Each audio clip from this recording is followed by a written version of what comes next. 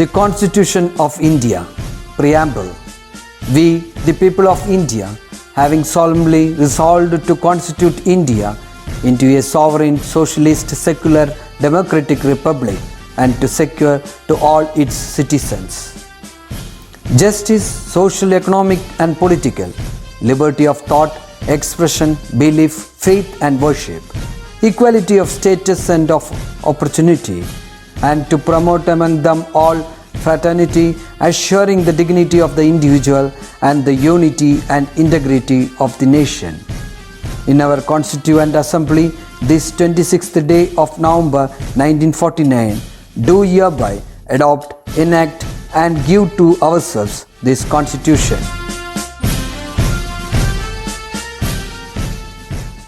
സുഗതകുമാരി സ്വാതന്ത്ര്യസമര സേനാനിയും കവിയുമായിരുന്ന ബോധേശ്വരൻ്റെയും സംസ്കൃതം പ്രൊഫസറായിരുന്ന കാർത്യായനി അമ്മയുടെയും മകളായി 1934 ജനുവരി 22 ആറന്മുളയിൽ ജനിച്ചു. കാവ്യകൈരളിയുടെ മുറ്റത്ത് കത്തിനിന്ന നിറദീപം, മലയാളത്തിൻ്റെ ഹരിതഹൃദയത്തിൻ്റെ മിടുപ്പ്, മലയാണ്മയുടെ മഹാസുഹൃതമായ കവി, അമ്മ എന്നിങ്ങനെയെല്ലാം സുഗതകുമാരി അറിയപ്പെടുന്നു. പരിസ്ഥിതിയെപ്പറ്റി ഇത്രയും ആകുലപ്പെട്ട മറ്റൊരു ജീവിതം കാണാൻ പ്രയാസമായിരിക്കും. സഹ്യനേൽക്കുന്ന ഓരോ മുറിവും അവരെ വേദനിപ്പിച്ചു. അതിനായി ഐതിഹാസികമായ സമരങ്ങൾ നടത്തി, പരിഹാസശരമേറ്റു മുറിയാതെ കവിതകൾ എഴുതി, സൈരന്ധ്രി വനത്തെ കാത്തുസൂക്ഷിച്ചു, കൃഷ്ണവനത്തെ പരിപോഷിപ്പിച്ചു, പള്ളിയോടങ്ങൾ ചാഞ്ചാടുന്ന പമ്പാതീരഭൂമിയെ കവരുന്നതിനെ എതിർത്തു. പ്രകൃതിക്കായി അവർ അധികാരികളുമായി നിരന്തരം കലഹിച്ചു. അതുപക്ഷേ നമ്മുടെ ഭാവിക്കു വേണ്ടിയായിരുന്നു, നിലനിൽപ്പിനു വേണ്ടിയായിരുന്നു എന്നത് നമ്മൾ സൗകര്യപൂർവ്വം മറന്നു. മരക്കവി എന്ന പരിഹാസം അമരകവിയെ തളർത്തിയില്ല. ആശയറ്റ സ്ത്രീജന്മങ്ങൾക്കും മനസ്സറ്റുപോയ ജീവിതങ്ങൾക്കും പാവം മാനവ ഹൃദയങ്ങൾക്കും അവർ അഭയമുദ്രയണിഞ്ഞ ദേവിയായിരുന്നു. തൻ്റെ അവസാന അഭിലാഷങ്ങൾ മാതൃഭൂമിയോട് അവർ പങ്കുവച്ചിട്ടുണ്ട്. തൻ്റെ ഓർമ്മയ്ക്ക് ഒരു ആൽമരമുണ്ടാവണം എന്നു മാത്രമായിരുന്നു ആ ആഗ്രഹം. ചുവന്ന പഴങ്ങളുണ്ടാകുന്ന ആൽമരം. ഒരുപാട് പക്ഷികൾ അതിൽ വരും. തത്തകളൊക്കെ വന്ന് പഴങ്ങൾ തിന്നുന്ന അഭയവൃക്ഷം. അതിൻ്റെ പുറത്ത് ഒന്നും എഴുതി വയ്ക്കരുത്, അവിടെ ചിതാഭസ്മവും കൊണ്ടുവയ്ക്കരുത്. ആ ആൽമരം എവിടെ നടണമെന്നും എഴുതി വച്ചിട്ടുണ്ട്. തിരുവനന്തപുരത്തെ പേയാട്. മനസ്സിൻ്റെ താളം തെറ്റിയ നിരാലംബർക്കായി അവർ പടുത്തുയർത്തിയ അഭയയുടെ പിറകുവശത്തെ പാറക്കൂട്ടത്തിനടുത്ത്. താപത്തെ തടയുന്ന, വേരറ്റു വീഴാത്ത മഹാവൃക്ഷമായി അത് വളർന്നു പടർന്ന് തണൽ തരട്ടെ. ഇതായിരുന്നു അവരുടെ അവസാനത്തെ അഭിലാഷം. മാതൃഭൂമി ന്യൂസ് എഡിറ്റർ മലയൻകീഴ് ഗോപാലകൃഷ്ണൻ അവസാനമായി സുഗതകുമാരിയെ കണ്ടപ്പോൾ അവർ പറഞ്ഞതിങ്ങനെ: ചേച്ചിയും സുജാതയും പോയി, ഇനി ഞാൻ മാത്രം എന്തിനു കിടക്കണം? ജീവിതത്തിൽ ഞാൻ എന്തിനു വേണ്ടി പോരാടിയോ ആ അധർമ്മശക്തികളെല്ലാം വീണ്ടും പുനർജീവിക്കുന്നു. മലകളും പുഴകളും നശിക്കുന്നു. സഹ്യാദ്രിയിൽ പോലും പാറകൾ പൊട്ടിക്കലും മരം മുറിക്കലും തകൃതിയായി നടക്കുന്നു. മദ്യവും മയക്കുമരുന്നും നാടിനെ മുടിക്കുന്നു. സ്ത്രീകൾക്കും കുട്ടികൾക്കും നേരെയുള്ള അക്രമങ്ങളും കൊലപാതകങ്ങളും കൂടിക്കൊണ്ടിരിക്കുന്നു. ഇനി ഇതിനെതിരെ പോരാടുവാൻ എനിക്ക് ശക്തിയില്ല. എത്രയും വേഗം ലോകത്തു നിന്നും പോകണം. എനിക്കിനി അധിക കാലമില്ല. എൻ്റെ മരണം അടുത്തിരിക്കുന്നു. എൻ്റെ ശവശരീരത്തിൽ ഒരു പൂവും ഇടാൻ പാടില്ല. സർക്കാരിൻ്റെ ഔദ്യോഗിക ബഹുമതികളൊന്നും എനിക്ക് വേണ്ട. ശരീരം തന്നെ മെഡിക്കൽ കോളേജിന് കൊടുക്കണമെന്നായിരുന്നു ആഗ്രഹം. പക്ഷേ ബന്ധുക്കൾ അതിനെതിരാണ്. അതിനാൽ ഇത്രയും വേഗം ശരീരം ശാന്തി കവാടത്തിൽ ദഹിപ്പിക്കണം.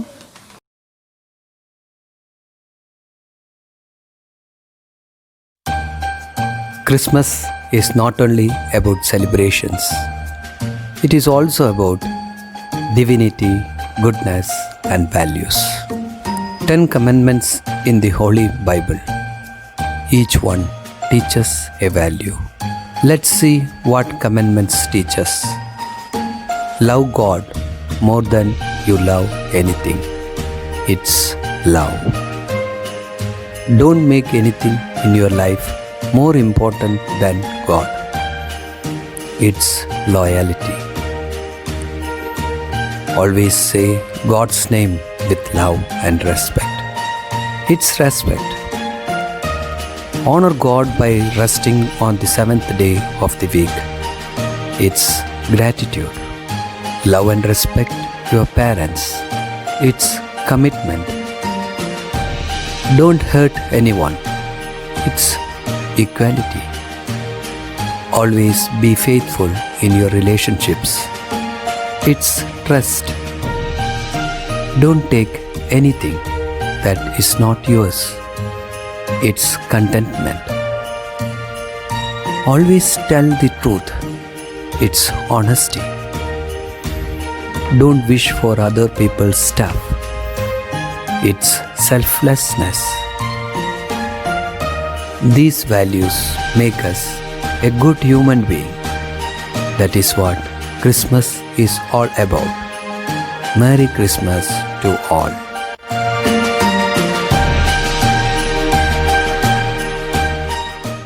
Hi children, hope all are doing well. In the previous class, we started the new lesson, India after independence. In that, we have discussed on flow of refugees, integration of princely states, linguistic reorganization of state, and progress in economic sector. Let us continue the lesson with the new topic, achievements in science and technology. Look at the picture. Do you know who the scientist in this picture is? Yes, C.V. Raman.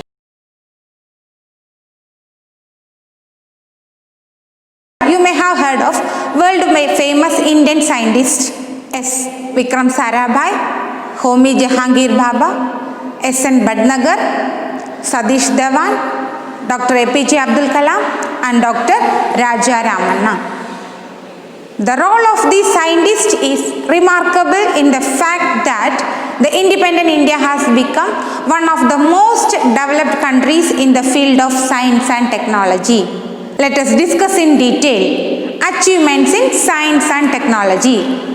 Independent India made remarkable achievements in science and technology. Under the leadership of Jawaharlal Nehru, India made great achievements in science and technology. Established several research institutions for the development of science and technology. First one, Council of Scientific and Industrial Research, CSIR. Indian Council of Agriculture Research, ICAR. Indian Council of Medical Research, ICMR. Two famous scientists of India, Homi Jahangir Bhabha and S.N. Bhatnagar, helmed the project of the Council for Scientific and Industrial Research. H.J. Bhabha was the head of the Tata Institute of Fundamental Research and Indian Atomic Energy Commission. 5 Indian Institute of Technology, IITs, were started between 1954 and 1964. Nehru believed that India has to reduce its dependence on other countries in the field of science and technology. Jawaharlal നെഹ്റുവിൻ്റെ ആഗ്രഹമായിരുന്നു ശാസ്ത്ര പുരോഗതിക്ക് ശാസ്ത്രരംഗത്ത് ഉള്ള നേട്ടങ്ങൾക്ക് മറ്റു രാജ്യങ്ങളെ ആശ്രയിക്കാതിരിക്കുക എന്നുള്ളത്. As a result, India has made progress in all areas of medical science, biomedical engineering, genetics, biotechnology, health science, marine technology, information technology, atomic energy and transportation. Let us continue the next topic, space research in India. Independent India conducted various space explorations and experiments. In 1962, Nehru, with the technical advice of Vikram Sarabhai, formed the Indian National Committee for Space Research.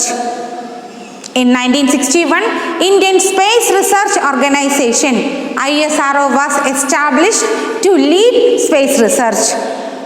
The first rocket launching station in India was established in Tumba near Thiruvananthapuram. Look at this picture. Who is this? S. Rakesh Sharma. He is the only Indian citizen to travel in space on April 2nd, 1984. He spent 7 days, 21 hours and 40 minutes in space. Do you know the major satellites launched by India? Yes, Aryabhatta, Rohini, Apple, EduSat, Chandrayaan and Mangalyaan. Let us discuss in detail. The collective efforts of India's space research experts, first satellite Aryabhatta was successfully launched in 1975. In addition to satellites, space vehicles and rocket launchers were also developed. It was because of the far-sightedness of Jawaharlal Nehru that India became the first developing nation to make and launch satellites. There are several agencies that develop satellites in India. These are the important agencies: National Remote Sensing Agency, NRSA, Physical Research Laboratory, PRL. India has also advanced much in missile technology. Agni and Prithvi are the missiles developed by India. Dr. Raja Ramanna and Dr. APJ Abdul Kalam led our experiments in the atomic energy sector. With the new space missions such as Chandrayaan and Mangalyaan, India has entered a new era in space exploration. India launches world's first education satellites in 2004 September 20. Chandrayaan, which began in 2008 October 22nd, is India's first lunar mission. India is the first country in the world to successfully complete a Mars mission on its first attempt. Mangalyaan was launched on November 5th, 2013 from the launch pad of the Satish Dhawan Space Center, Andhra Pradesh. Look at these words. This is the observation of Dr. D.S. Kothari, citing the importance of education. Let us discuss the next topic, education. From these words, we can understand the value of education. D.S. Kothari was appointed as the chairman of the Commission for the Comprehensive Study of Education in Independent India. Our national leaders framed indigenous education policies suitable to Indian context. നമുക്കറിയാം, British ഭരണകാലത്ത് നമ്മുടെ പരമ്പരാഗതമായിട്ടുള്ള എല്ലാ സമ്പ്രദായങ്ങളും നഷ്ടപ്പെട്ടിരുന്നു. അതിനെല്ലാം ചൂഷണം ചെയ്തിരുന്നു. അപ്പോൾ സ്വാതന്ത്ര്യം കിട്ടിക്കഴിഞ്ഞാൽ നമ്മുടെ വിദ്യാഭ്യാസ രംഗത്ത് വരുത്തേണ്ട മാറ്റങ്ങളെക്കുറിച്ചും സ്വാതന്ത്ര്യം കിട്ടുന്നതിന് മുമ്പ് തന്നെ ആലോചിച്ചിരുന്നു. അപ്പം അതിനുശേഷം സ്വാതന്ത്ര്യം കിട്ടിക്കഴിഞ്ഞതിന് ശേഷം വിവിധ കമ്മീഷനുകളെ അപ്പോയിൻറ്റ് ചെയ്ത് ഇൻഡിപെൻഡൻറ്റ് ഇന്ത്യക്ക് വേണ്ടിയുള്ള വിദ്യാഭ്യാസ നയം ആവിഷ്കരിക്കുകയായിരുന്നു ഗവൺമെൻറ് ചെയ്തത്. The government appointed various commissions to study Indian education. Commissions and its objectives and recommendations. First one, Radhakrishnan Commission, 1948. Objectives: to study university education. Recommendations of the commission: start professional educational institutions. Give emphasis to women education. Form the University Grants Commission, UGC. Second one, Lakshmana Swamy Mudaliar Commission in 1952 to study secondary education. Implement 3-language formula. Form Secondary Education Commission. Establish multi-purpose schools and form a council for teacher training. Third one, Kothari Commission, 1964 to propose a national pattern of education. Recommendations: implement 10+2+3 pattern of education. Start vocational education at secondary level. Focus on value education.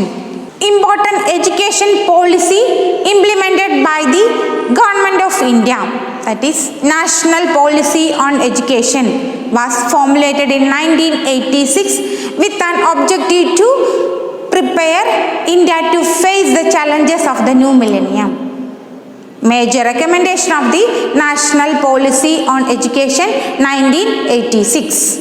First one, focusing on primary and continuing education, launching Operation Blackboard program to universalize primary education and to improve infrastructure facilities in schools, starting Navodaya Vidyalayas in every district, encouraging girls' education.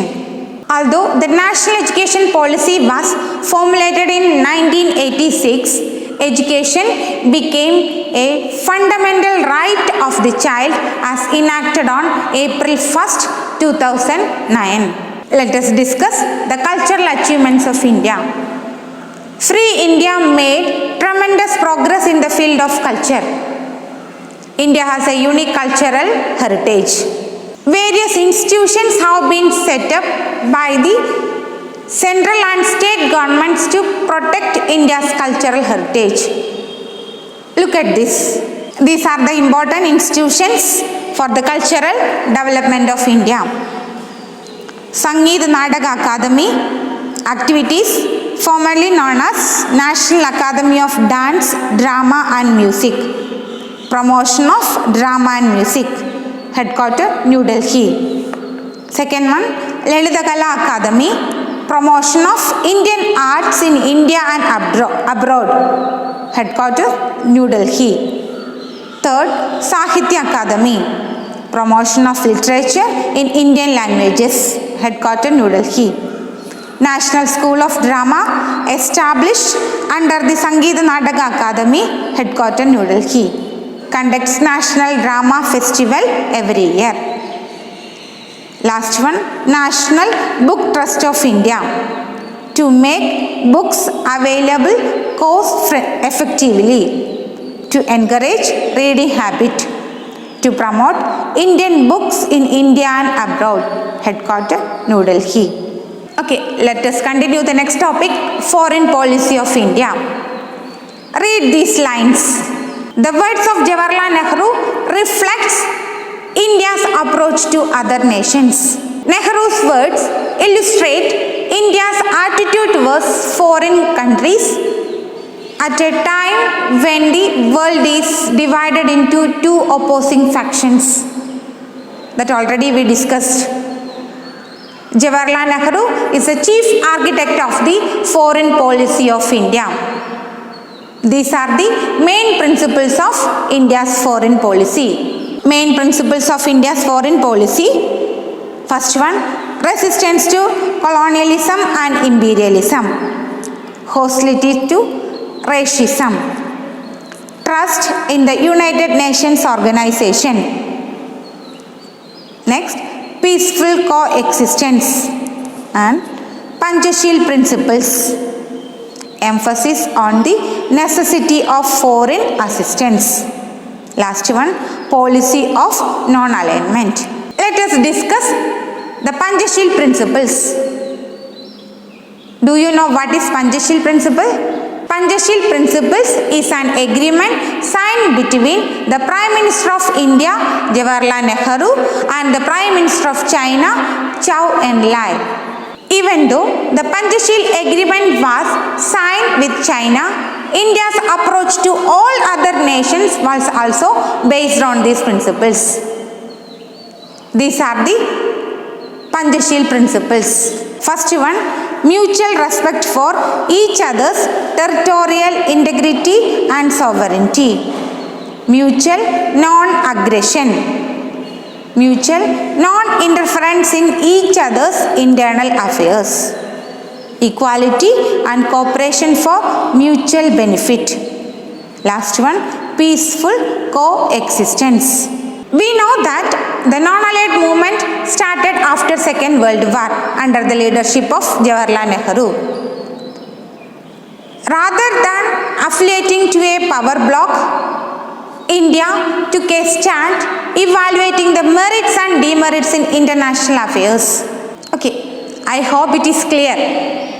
This concludes the lesson. Go through the text well, complete your work, and if you have any doubts, clarify it with me and study well. Okay, bye.